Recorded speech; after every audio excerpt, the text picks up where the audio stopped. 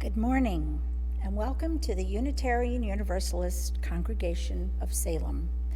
My name is Brenna Norval, and I will be your celebrant today.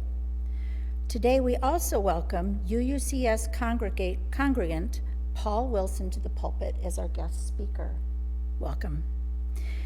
We come together this morning to remind one another to rest for a moment on the forming edge of our lives, to resist the headlong tumble into the next moment until we claim for ourselves awareness and gratitude. Taking the time to look into one another's faces and see their communion, the reflection of our own eyes. The house of laughter and silence, memory and hope is hallowed by our presence together.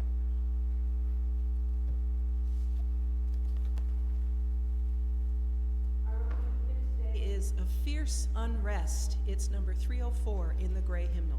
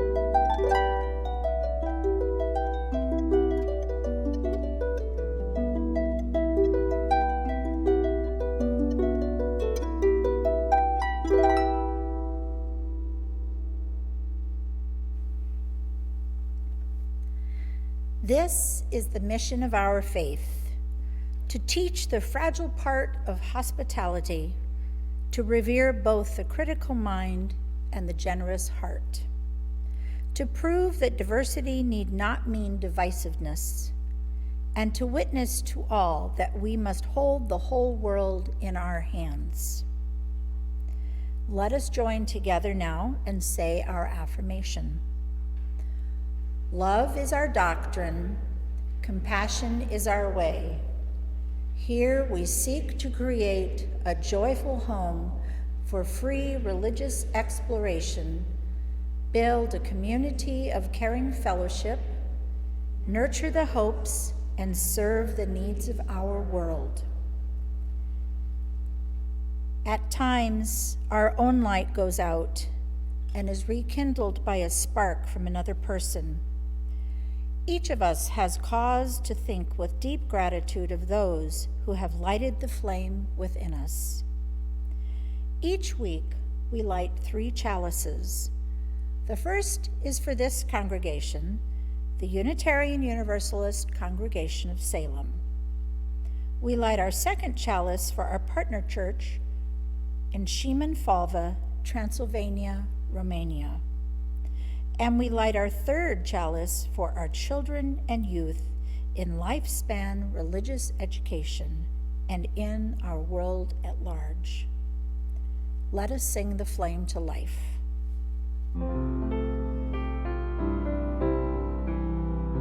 Rise up, O flame, by thy light glowing, show to us beauty, vision, and joy.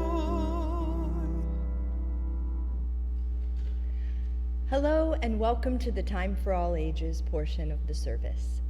The story I'm going to tell you today is called David and Goliath by Christopher Buse, and it's from the UUA website. Once there was a little girl who worried about a very big problem: world hunger. She read in the newspaper about children all over the world who did not have enough to eat. She wanted to do something about it, but she was only a little girl, and this was a giant problem. What could she possibly do that would make a difference? One day, when she was feeling sad about the situation, she told her father what was on her mind. After listening to her problem, he was very quiet. Then he scratched his head and rubbed his chin. He cleaned his glasses with a handkerchief, and then he said, "Young lady, maybe it's time I told you the story of David and Goliath." David was a little boy who had a very big problem: Goliath. David lived in a land called Israel, and the Philistine soldiers were threatening to invade his country. The very biggest Philistine soldier was named Goliath, and he told the people of Israel, "If you can find one person who can beat me in a fight, then we won't invade your country."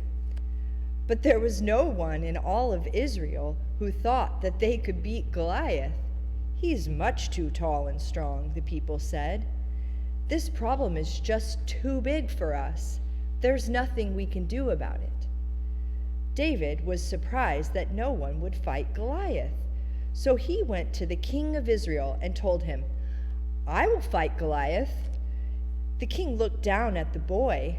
He didn't want to send such a small fellow to fight such a big man. Because no one else had volunteered, he said to David, "I admire your courage, young man. I will give you the best armor in my kingdom." But when David put on the armor, he fell straight to the ground. After all, David was just a little guy, and the armor was very heavy. And so David said, "Thanks, but no thanks. I'll just use my slingshot." The king was surprised by the boy's courage, and he said, "Go forth, and may God be with you." David went out to the battlefield, and facing Goliath, he said, "I'm ready to fight." When Goliath saw this little guy standing before him, he began to laugh. You're only a little boy." He chuckled, and then he began to roar with laughter. While Goliath was laughing, David put a rock in his slingshot, and he twirled it around and let the rock fly. The rock hit Goliath in the head, and the giant came crashing down. David was a hero. "That's a great story, Dad," said the little girl, "but what does that have to do with me?"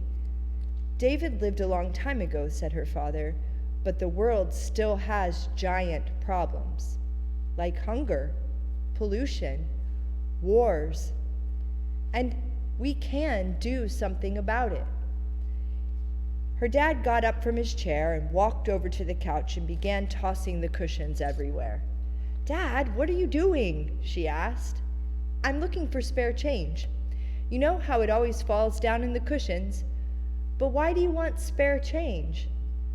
"I'm putting all my spare change into a box, and I'm going to give that money to a charity that helps to feed the hungry." "But what difference will that make?" asked the little girl. "Well, see for yourself," and he said as he lifted up the cushions, and what he saw gave her a surprise. Scattered underneath the cushions were dozens of coins. How they shined and glimmered. "Wow," she said, "I never realized how much money was in our couch." "It can add up," said her father.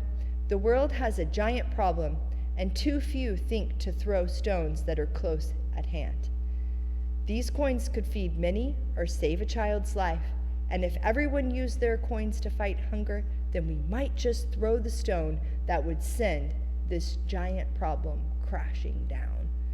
The little girl smiled, and then she got down on her knees, and together, father and daughter gathered coins from underneath the cushions. Thanks be, and may all beings be happy. Please join us for the Children and Family Service being held live via Zoom at 9:45 a.m. on Thursday evenings via Zoom at 5 p.m. for youth group, or on Easter Sunday outside here at UUCS from 2 to 3:30 p.m. for an Easter egg hunt and celebration. Registration information will be going out soon, so keep an eye out for it.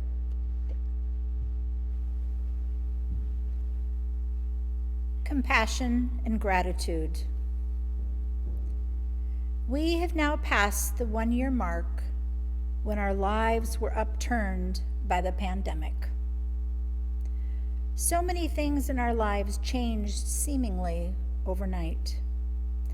Whether we worked from home or went to school, how we held meetings and social gatherings, how and where we spent our money, how we spent the holidays, how we took care of our spiritual needs and engaged in religious community. So much changed. So much. It seemed the very purpose of our existence came into focus, and sometimes the sole purpose was to exist, to survive. It was easy to lose sight of purpose in life. So if you find you are a little weary, a little overwhelmed, if you are finding that the tears come more easily than before, it is all right. You have been through a lot this past year. It is all right. It is all right. Give yourself some compassionate thoughts, some nurturing. And when you see others maybe not reacting how you would wish, give them some compassionate thoughts.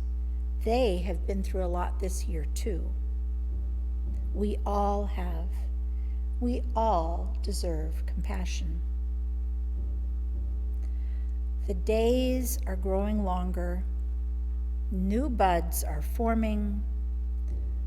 Flowers are blooming. New baby animals are romping on the hillside. This is a wonderful time of year as everything seems to be waking up and showing how beautiful the world really is. The state of Oregon has so much natural beauty and wonder to be grateful for.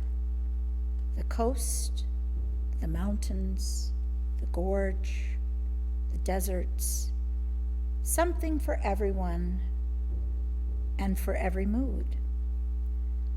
This time of year reminds us to be grateful for life and all the living things, great and small, that exist in this world.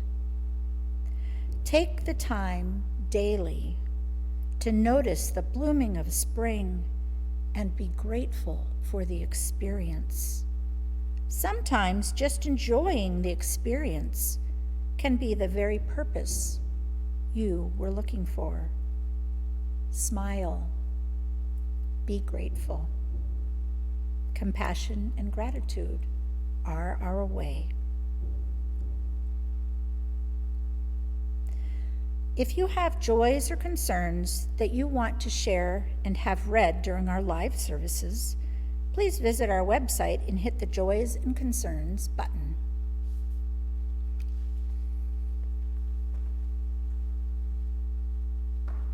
Our pastoral hymn today is "The Human Touch Can Light the Flame." It's number 307 in the gray hymnal.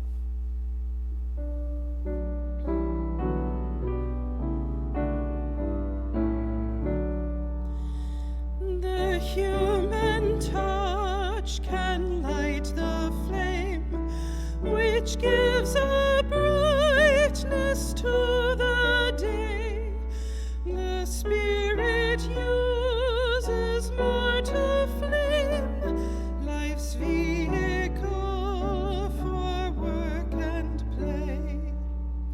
The lover's kiss, the friend's embrace, the clasp of hands to show we care, the light of welcome on the face, our treasured moments all can share.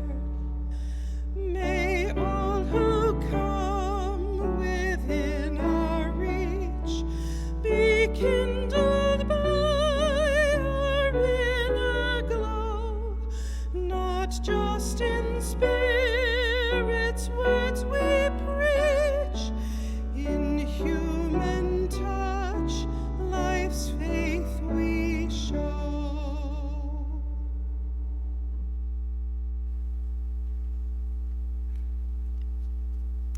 This reading is from Alice Walker's book, We Are the Ones We've Been Waiting For. A few days ago, I was in the presence of Sabanfu Some, a contemporary carrier of traditional ancient African lifeways. She taught us that in her culture, the most important thing that happens in a person's life is that they are welcomed when they are born. If they are not welcomed, all their lives they experience a feeling of not quite having arrived. There is anxiety, there is unease, there is fear. Some of you who attended my talk last year may recall the story of my own birth. The midwife and my grandmother were present in the room, but alas, they were busy chatting by the fireplace as my mother, overwhelmed with pain, fainted as I was being born. Several minutes passed before they knew what had happened. Was the fire going out? Were they busy, perhaps restoring it? I realized that even at this late date, I wish they had been beside, or better, on the bed, waiting to receive me, instead of halfway across the room. And I wish my mother had been conscious. I wish that even more after I witnessed a birth and saw a newborn being welcomed into its mother's arms, into the light of its father's smile, and into its own community. I have experienced many difficulties and hardships in my life, and yet despair is a state in which I cannot remain for long. This is largely because despair cannot share the same space as wonder, and it is wonder I have had since childhood, and in abundance. From the moments I saw that a plum grew out of a brown-colored, dry-looking branch, and a watermelon came from a green stem attached to a plant rooted in the dark earth, heaven, as described by the pastor of our church, somewhere beyond earth, became irrelevant. I was already in the only heaven that mattered to me, and I knew it. The sense of the magic of nature has encouraged all of my environmental understanding and activism. It is the reason I believe that all of our children, whether 2 years old or 40, should be encouraged to really look at what they are seeing every day. Incredible improbabilities, miracles, plums, watermelons, tulips, turnips, that are on our planet, that radiant blue orb, exceedingly ordinary, though obviously divine.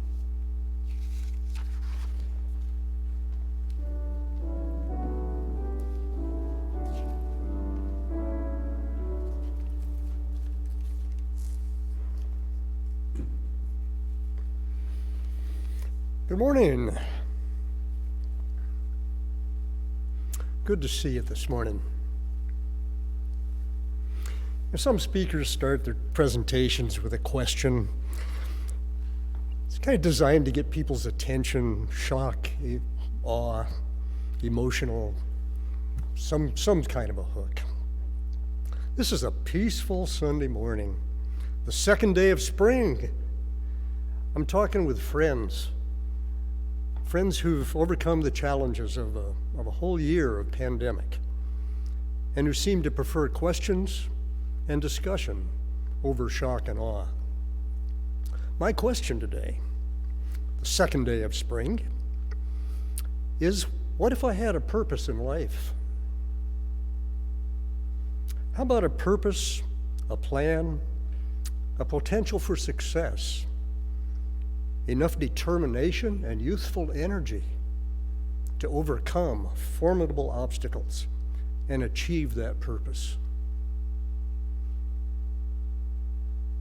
What if today I was a high school senior with all of those attributes, but without the preferred pigmentation, the supported peers, the economic resources, or the family backing to refine those attributes, to achieve my goals, to fulfill my purpose in life? What if today I woke up, as I did this morning, in the middle of my 74th year, a senior citizen, a seasoned senior citizen? It's kind of scary to think about. Knowing that some grand purpose I'd once designed for myself, was now beyond my reach. How many of those years did I spend procrastinating and asking, what if? What if my most spectacular achievements were the blisters and calluses I got from wringing my hands? I've done that a lot. I remember as a teenager watching and occasionally listening to my father, who was only a few years younger than I am now. He seemed to relive and regret some of the choices he'd made and the habits he'd acquired. Maybe that's why he did the best he could to support my erratic behavior and unfocused development. As a youngster, I hated skirmishes with bullies, battles with peers, but at home, I always felt loved and supported. I knew the sun would rise the next day, and I knew I'd get another chance. What if today I had another chance, an opportunity to realize a new purpose in my life? Once each spring, I get to help evaluate applications for the Nellie Thompson Dorothy Patch Scholarship Fund. Through that process, I've come to know some senior high school students whose purpose, plans, determination, potential, and energy can give me that second chance, if only from a distance. Our late former mayor, Mike Swaim, was a founding member of that fund and the treasurer of the board until his death, until in late December 2019. He asked me to join that board in 2010. Since its inception in 1994, the Nellie Thompson Dorothy Patch Scholarship Fund has helped students of color in the Salem-Keizer and Chemawa Indian School achieve their dreams to go to college or trade school. With the community's help, it's given scholarships totaling over $200,000 to more than 275 young people. All Thompson Patch scholars have overcome major obstacles in their lives. They're resilient, they're passionate, they're driven to serve others, and they know that education is the key to their future. This year we have 32 applicants and expect to award 20 small scholarships totaling about $18,000. One of this group, his name is Jansen. He's half African American and half Lakota. He's grown up in North Dakota. He's enrolled at Chemawa Indian School. He's currently taking his classes online from Grand Rapids. He writes, "Most of my life I've been in poverty. In Rapid City is so judgmental. My own town is divided by color. Like at our Walmart, a full line of white people are able to come out of the store. But me, I was forced to show my receipt and all the stuff I had bought, and I had to empty my pockets so they could see I didn't steal anything. I've dealt with many challenges involving just being me, and my family discriminated due to the color of my skin, and many of my people starving and homeless.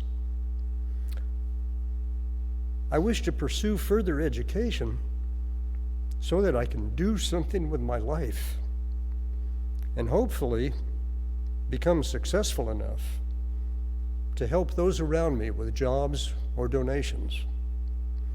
I want to become part of something bigger than myself.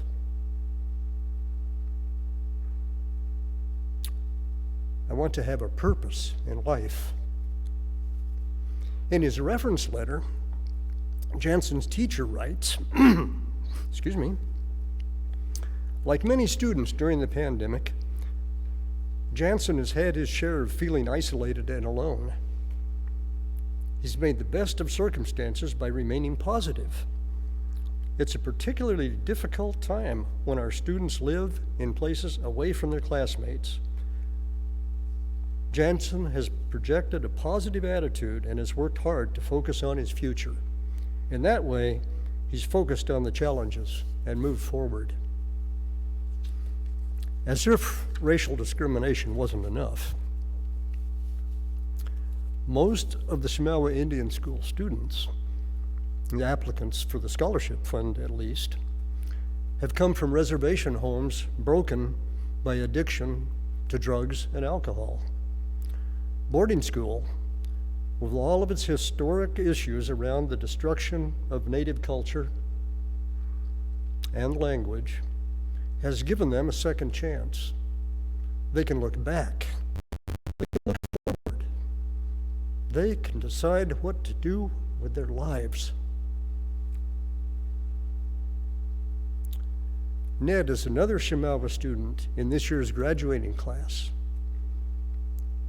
He writes, "I'm a senior in high school.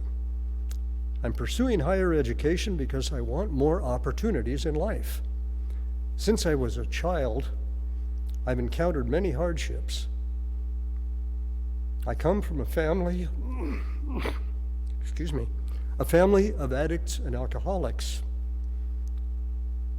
My mother died in 2016 because she drank and did drugs to the point where her liver couldn't handle it anymore. I was only 11 years old when it happened.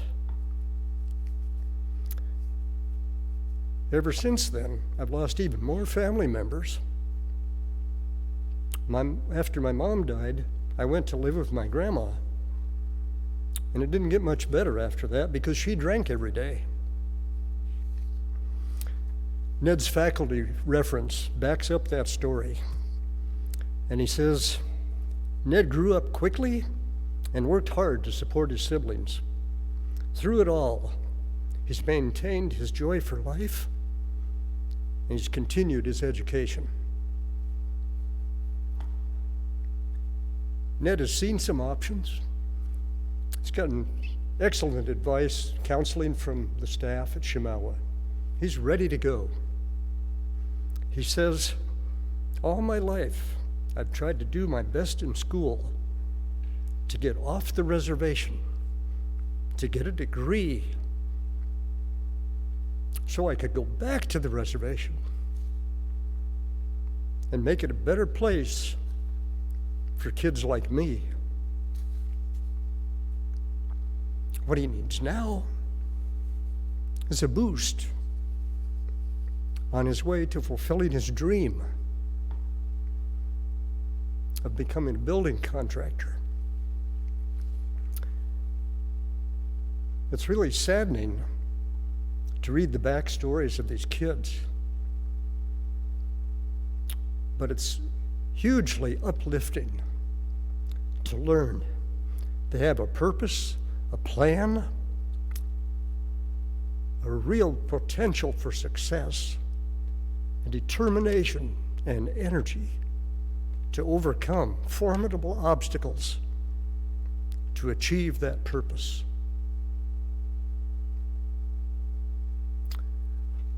One of our 2019 recipients from McKay High School was Yulissa Marcos Cristobal. Her initial plan was to go into nursing. On her application, she wrote, over time, I've learned and experienced what being undocumented means. Being undocumented has been both challenging and exhausting, especially in the college process. Like when applying for scholarships, I met all the criteria except citizenship. Though it's been a challenge, it's made me resilient. I have and will continue to work twice as hard to further my education by looking for resources and making connections, not giving up. In answer to the question on the application, what does pursuing education or training after high school mean to you? She wrote, going to college means that all my stress and effort and my parents' sacrifice have been worth it. A higher education means new doors will open, socially and financially, for myself and my family. With a higher education, like a bachelor's in nursing, I'll have even more opportunities to contribute to my community. One of Ulissa's faculty members wrote this in reference to her. Ulissa's determination to enter the healthcare field stems from some early experiences in her life when she witnessed firsthand the very limited and often obstructed access to important health care for her family. She's turned this experience into a real desire to give back to her family and her community.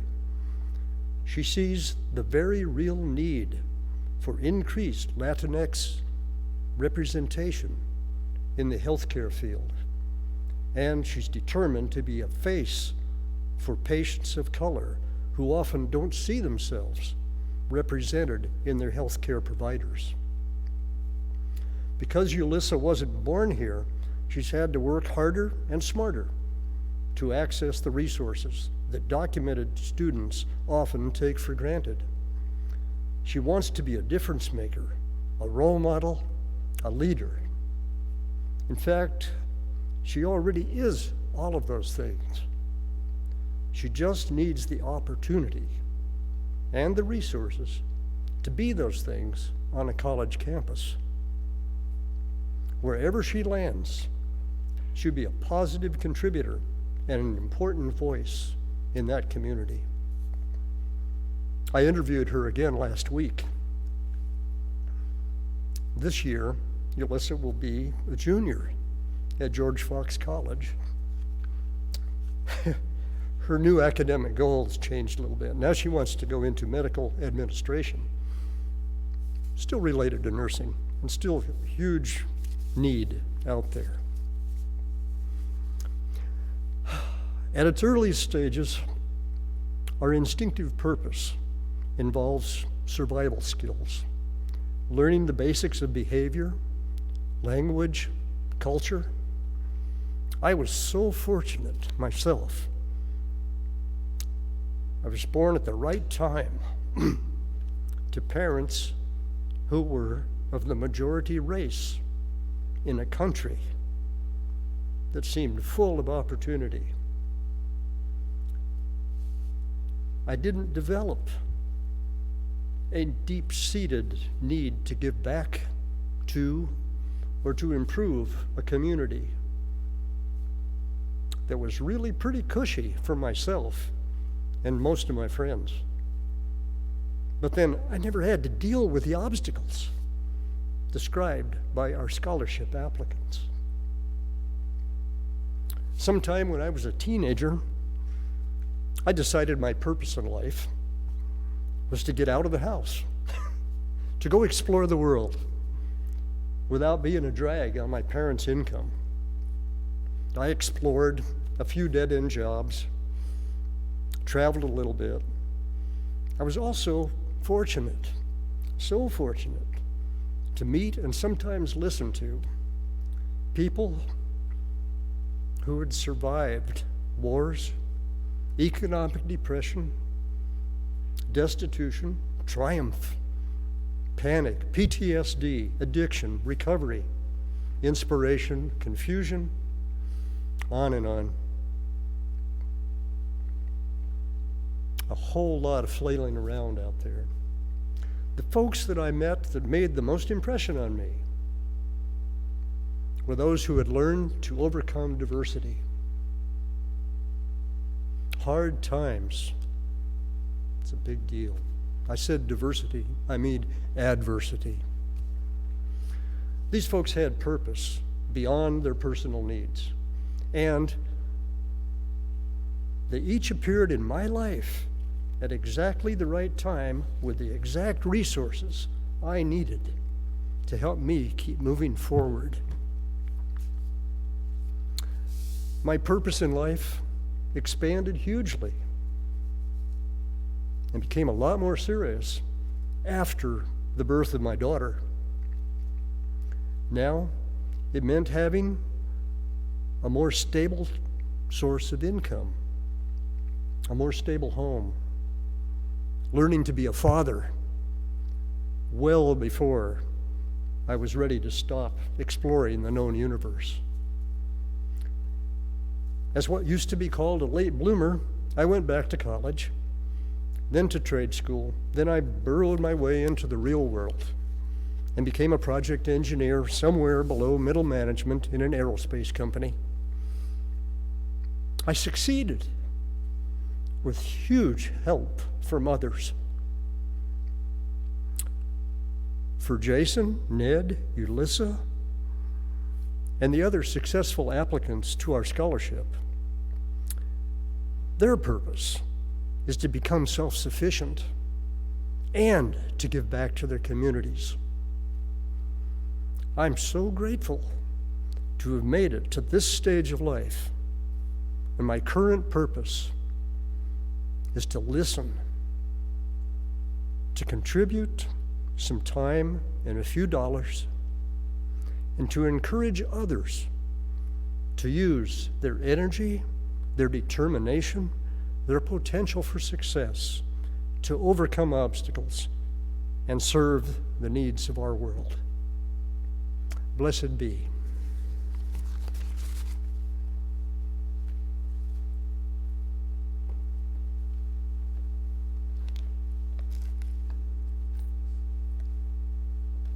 Let us take a moment to relax and catch our breath.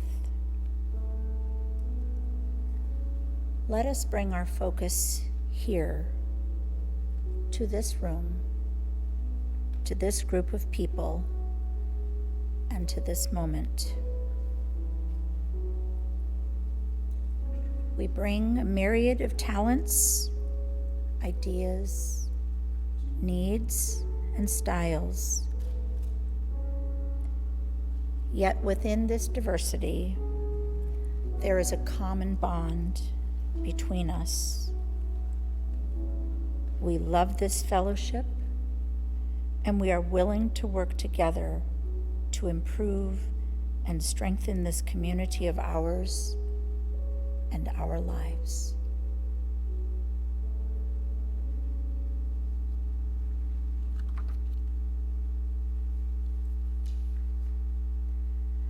We support UUCS through our pledges, time, and connections with one another. We support the Salem community through donations to the Marion Polk Food Share, and for the month of March, Latinos Unidos Siempre, or LUS.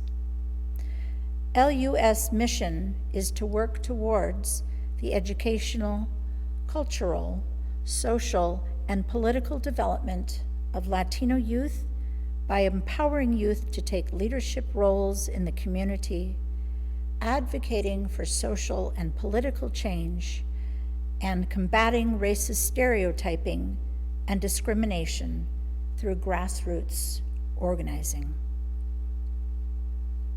Please send your checks to UUCS or visit the website for how to donate. Thank you for maintaining the community of UUCS and for helping the wider community of Salem.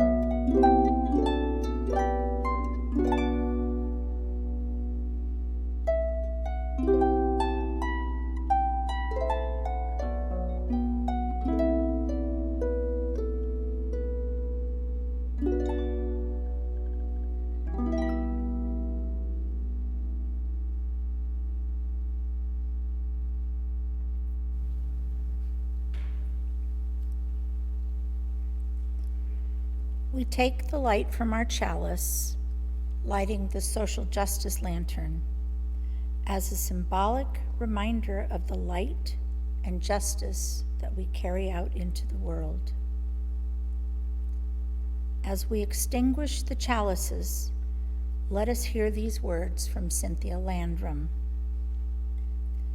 We leave this gathered community, but we don't leave our connection, our concerns, our care for one another. Our service to each other, to the world, and to our faith continues until we are together again, friends. Be strong, be well, be true, be loving. Blessed be.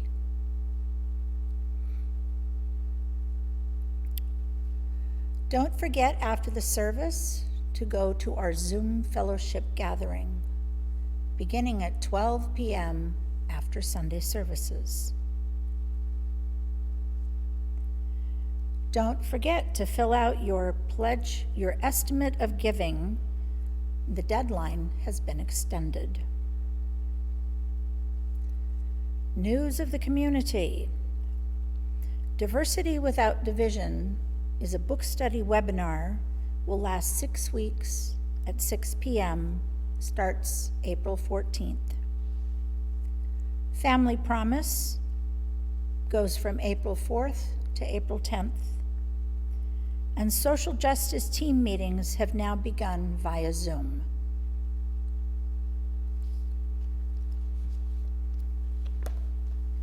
Our closing hymn today is Where My Free Spirit Onward Leads. It's number 324 in the gray hymnal.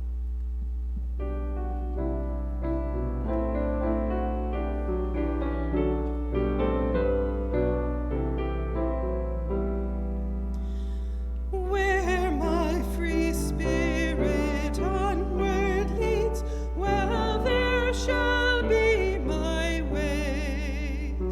By my own light illumined, I've journeyed night and day.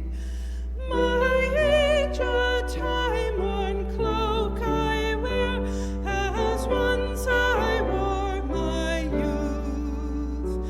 I celebrate life's mystery, I celebrate death's truth. My family is not confined to mother, mate, and child, but it includes all creatures, be they tame or be they wild. My family upon this earth includes all living things, on land or in the ocean deep, or borne aloft on wings. The ever-spinning universe, well, there shall be my home. I sing and spin within it, as through this life I roam. Eternity is hard to ken, and harder still is this. A human life, when truly seen, is briefer than a kiss. Let us imagine joining hands with our community members, guests, family, and friends, saying these words. May faith in the spirit of life, hope for the community of earth, and love for the sacred in one another be ours now and in all the days to come. Blessed be.